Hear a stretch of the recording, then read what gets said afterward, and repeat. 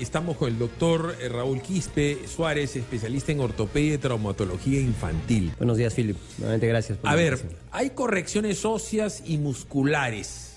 Así es. Comencemos de las que son congénitas. ¿Cuáles son los problemas congénitos más usuales que llegan a su consulta? Pues definitivamente los niños que nacen de repente con la ausencia parcial o completa de uno de los miembros, ya sea a nivel de las manos o de los pies, aquellos que no tienen una separación adecuada de los dedos o una duplicación, nacen con más deditos, o aquellos que definitivamente nacen con algún tipo de alteración congénita por la cual la forma de los miembros no es la adecuada, ¿no? Como en el caso del pie equinovaro, que es su pie bot. Es normal para los papás que han asistido al parto que lo primero que hacen los doctores una vez que ven que el chiquito tiene los signos vitales, le absorben la sangrecita que puede tener en la nariz, ven que respira bien, le cuentan los deditos y ven las extremidades. ¿Por qué? Porque usualmente el desarrollo físico del niño debe estar asociado pues a una adecuada separación y todo esto. Puede ser que en las ecografías, por ejemplo, se note claramente los tegumentos óseos, Ajá. pero la parte blanda, o sea, la separación en sí no se observa y eso recién se ve al momento del nacimiento, ¿no? Existen también algunos otros problemas en los cuales, por ejemplo, en los pulgares de los niños no funcionan adecuadamente, o sea, no logran abrir el pulgar. En general uno se da cuenta o ya sea al nacimiento o durante el desarrollo. Existen obviamente algún tipo de patología que son completamente evidentes, ¿no? Como los pies completamente desviados que pueden presentar en uno o el otro lado, o la ausencia de alguno de los dedos. Se hace un examen físico y una valoración a través de algunas tablas, pero también se observa el desarrollo en los días subsiguientes. Existen niños que por la presentación y el espacio intrauterino reducido comienzan a tener presentaciones o digamos posturas que pueden catalogarse como anormales, ¿no? Como el pie talo. Hay un pie que usualmente con solamente el pase de los días comienza a modificar su posición cuando ya está libre y puede comenzar a mover automáticamente. Entonces ahí no se requiere más que observación. Como en la mayor parte de casos de algún tipo de desviaciones o de deformidades, ¿no? Que la vez pasada conversábamos que existen niños que van a tener las piernas arqueadas, por ejemplo, pero que eso tiene un tiempo para poder desarrollarse. Hace muchísimo tiempo uno podía ver niñitos con unos zapatitos, con unos fierros, con unos correctores. ¿Eso todavía existe? Yo no lo veo en la calle, pero ¿existe? Bueno, sí existe. Hay un grupo pequeño todavía de traumatólogos que lo siguen indicando porque existía un dogma dentro de la parte traumatológica que consistía en que cualquier fuerza que vaya en contra de lo que de la deformidad iba a corregirla, pero a través de muchos estudios científicos ya se ha demostrado que eso no es así, ¿no? O sea que definitivamente las fuerzas que van a permitir el desarrollo, el crecimiento, las torsiones, etcétera, de un hueso son fuerzas que van a ser moduladas mejor a través de cirugía.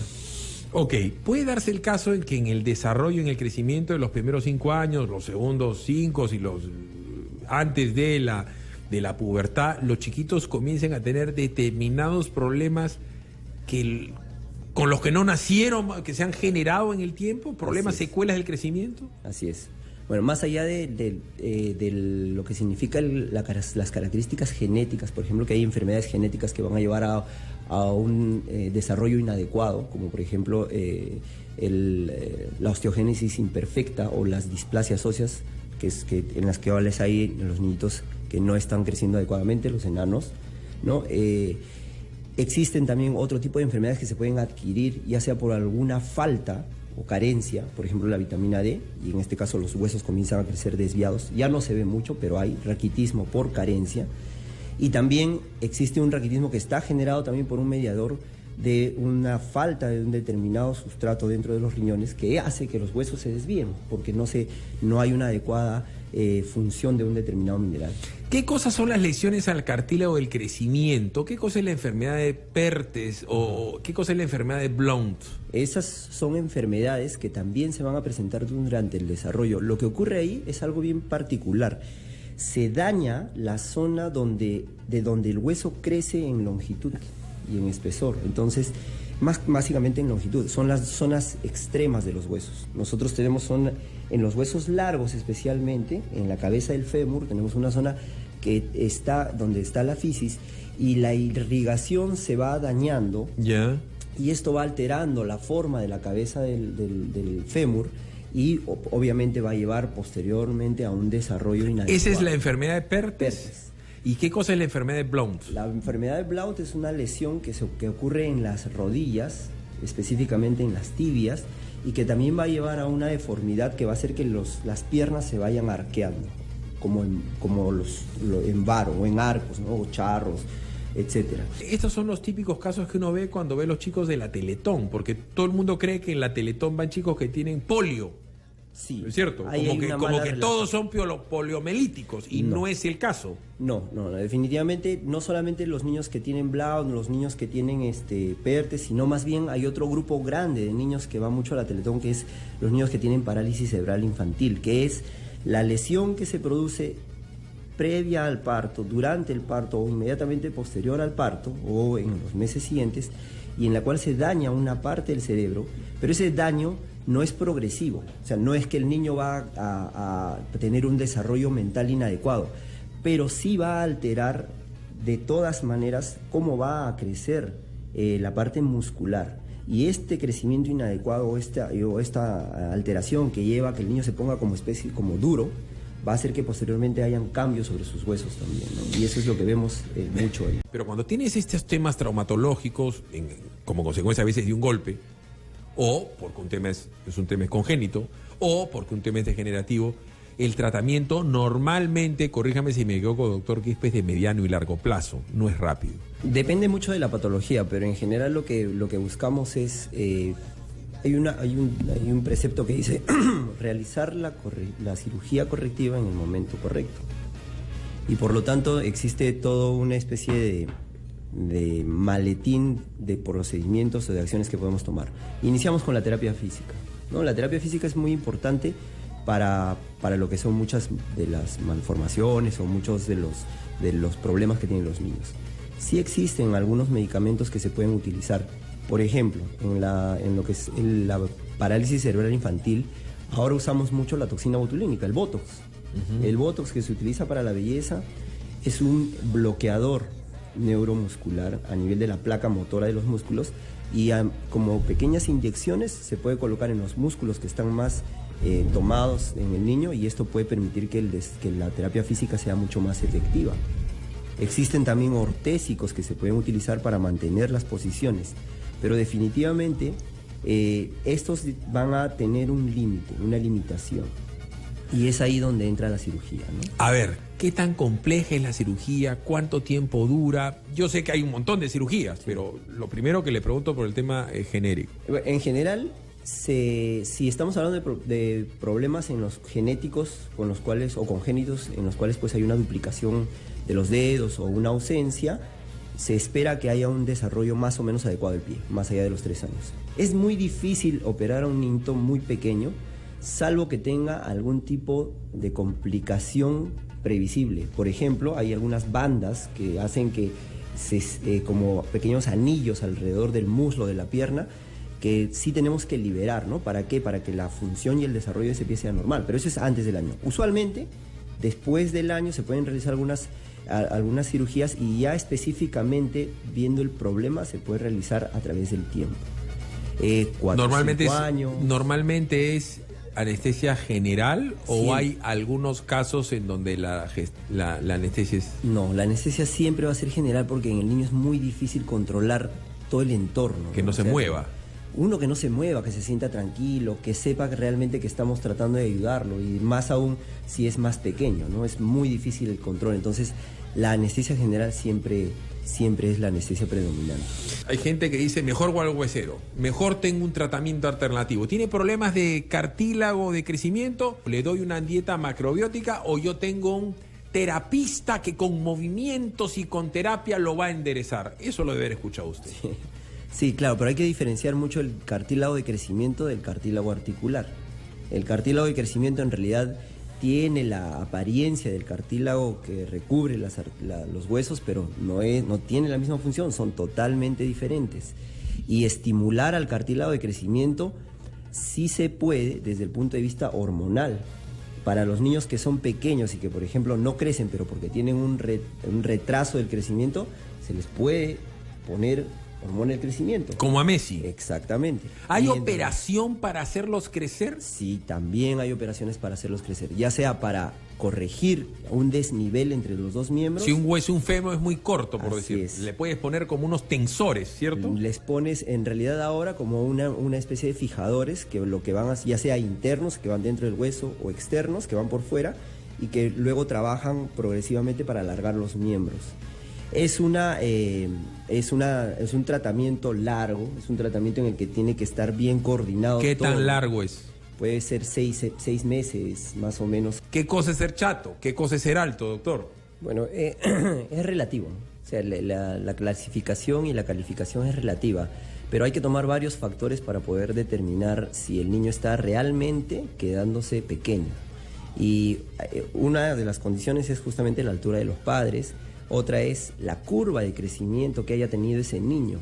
Porque así como al momento de nacer les dan unas tablitas donde la obstetriz donde la enfermera o el médico comienzan a calificar las tallas y los pesos a través del tiempo en unos puntitos, eso tiene una significancia en el momento en que se evalúa, porque uno va viendo si el niño realmente estuvo creciendo siempre pequeñito o si inicialmente estuvo creciendo normal y luego va quedándose pequeño. Ahí hay que buscar alguna causa de tipo interna para determinar por qué se están quedando pequeños. Otro de los factores a determinar son los análisis de laboratorio, ya la hormona de crecimiento u otros factores. Yo sé que hay inyecciones que se les ponen una vez al mes a los chicos, son inyecciones que cuestan $1.200, $1.300, que son... En realidad son diarias, las de hormonas son diarias. Pero bueno, una vez que se hace todo esto, además, otro factor importante es lo que se denomina la edad ósea, que es clasificar cómo está el crecimiento de los huesos independientemente de la edad. Puede él tener 7 años físicamente o cronológicamente, pero sus huesos pueden ser o más grandes, o de un niño más grande o de un niño más pequeño. Entonces se suman todos esos factores y al final recién podemos decir, sí, ¿sabes qué?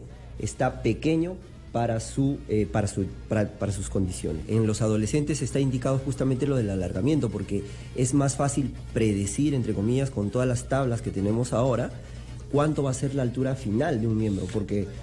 O sea, recuerda que un niño tiene una determinada altura en este momento, pero en 2 años va a tener otra altura y al final de su crecimiento otra. Entonces, calcular... ¿La menstruación hace que termine el crecimiento o limite el crecimiento de las chicas? No hace que termine, pero sí es un punto importante porque a partir de ahí el crecimiento comienza a disminuir.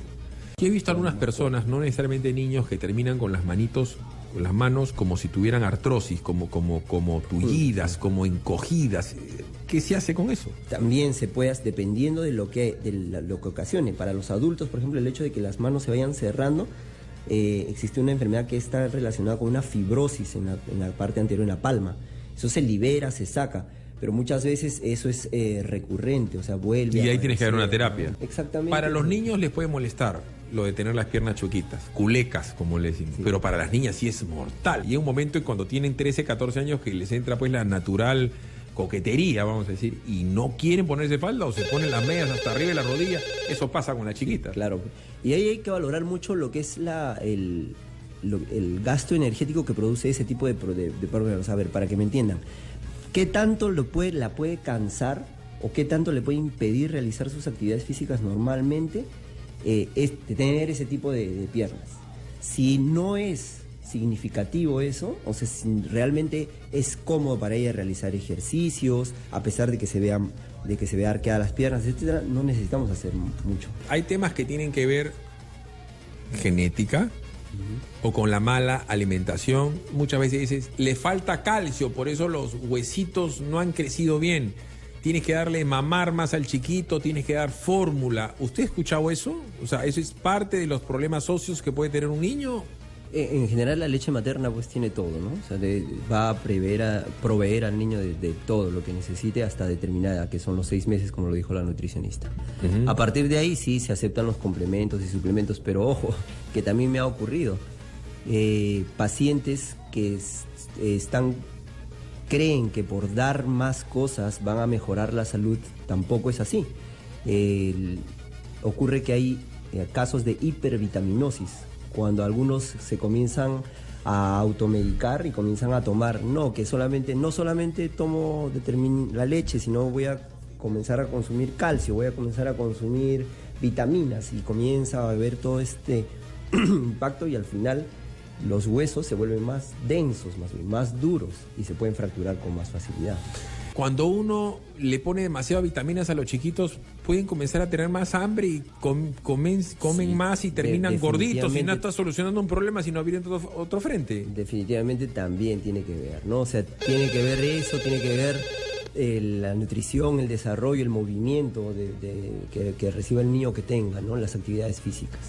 El posoperatorio inmediato, que es el de la hospitalización, tratamos de que sea muy rápido para que el niño se sienta dentro de un ambiente familiar adecuado y que pueda, pues, su recuperación sea mucho más fisiológica, más natural.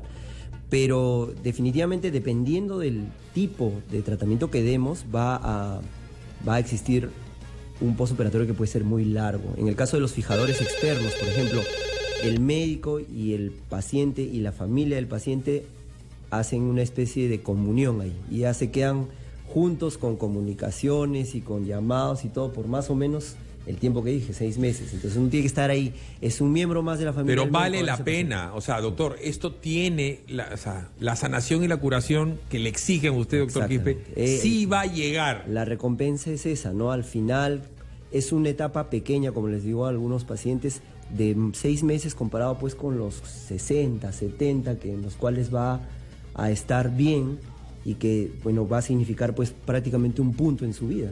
El tema de la escoliosis, usted también la espalda chueca, el niño jorobado, el omóplato salido. Ajá. La escoliosis también tiene un componente netamente congénito, ¿no? Pero hay otra clasificación que también se atribuye a características genéticas, cuando hay duplicaciones o igual fusiones. Esto en la clínica está siendo manejada por el equipo también, pero el doctor Cárdenas es el que ve con mayor frecuencia todo lo que son desviaciones en la espalda. Las escoliosis durante el desarrollo van progresando. La máxima progresión se da justamente antes de los 18 años, cuando todavía hay fisis abierta o cartílago abierto. Después existe una progresión mínima, pero siempre va a la progresión, siempre va avanzando, no se detiene. El tema de la gente muy quebradita, que parece simpático en algunas chicas, pero les molesta a otras, ¿no es cierto? No, sí tiene una implicancia, sí.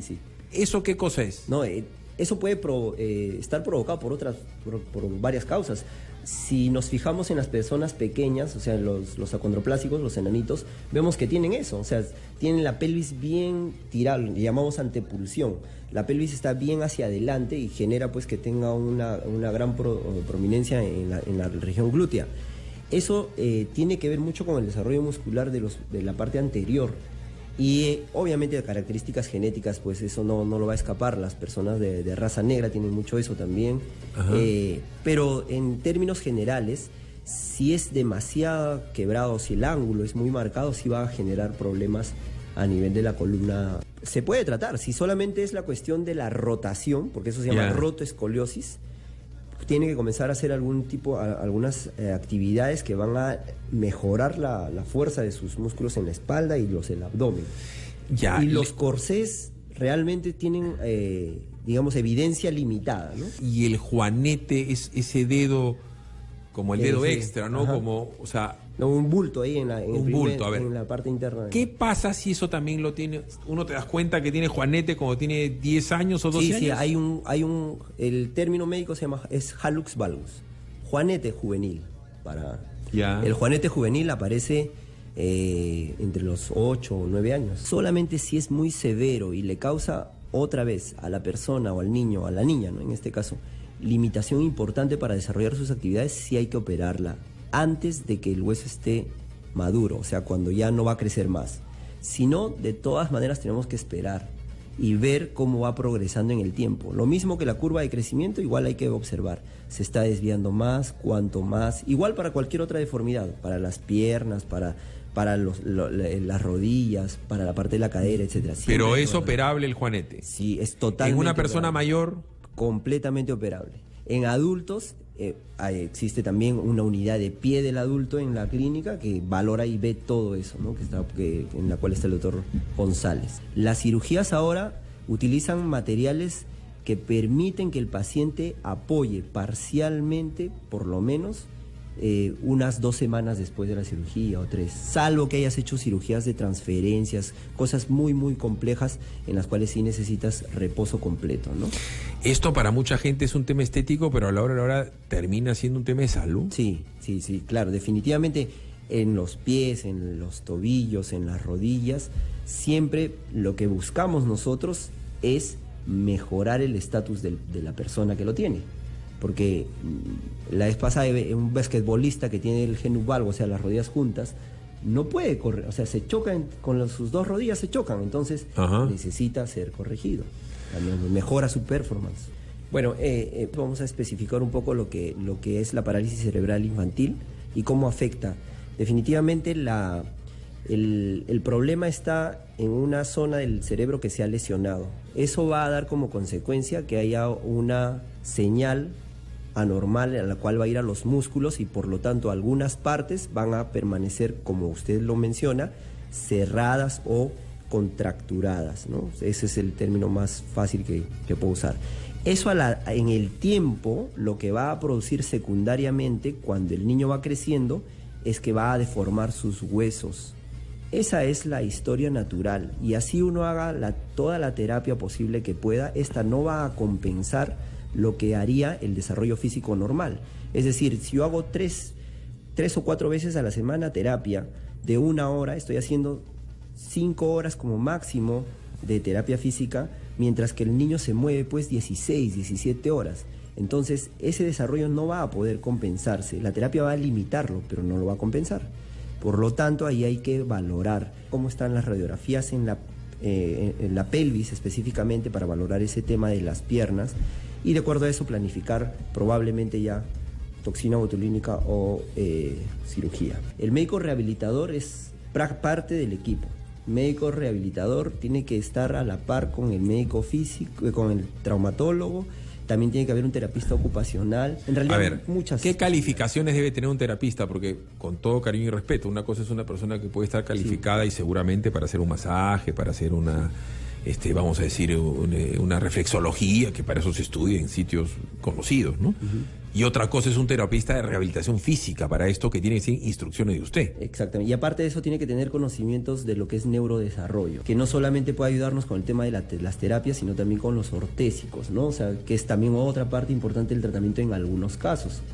Porque definitivamente necesita el paciente ayuda durante algún periodo para que las posturas que hemos dejado no se pierdan, ¿no? En el Perú se ha encontrado mayor incidencia que en otros países del mundo de alguno de estos males. Más que encontrar una incidencia mayor, lo que ocurre con muchas enfermedades es que no existe un consenso o una política de salud pública para poder reconocerlos. Pongo un caso nada más, el del raquitismo renal hipofosfatémico. Eso está considerado, por ejemplo, ahora como una enfermedad rara. Hay un grupo que se ha asociado donde están la mayor parte de pacientes ya conglomerados, pero así como ese hay muchas otras enfermedades que requieren pues que haya una política de salud que los involucre, ¿no? Porque sus tratamientos son costosos, largos, necesitan de un equipo multidisciplinario, etcétera. Y no solamente ellos, la Asociación de Osteogénesis Imperfecta, los de parálisis cerebral infantil, los de esclerosis lateral amiotrófica o múltiple, etcétera. Todas esas enfermedades que comúnmente uno no escucha, pero que sí hay gente que la sufre y que es muy difícil a veces pues manejarlo. Doctor Gipi, es usted muy amable. Evidentemente los que quieran tener una consulta de verdad, con historia clínica, con radiografías, con terapias, con seguimiento, lo pueden buscar en la clínica. Sí, gracias. Usted muy amable. No, muchísimas gracias.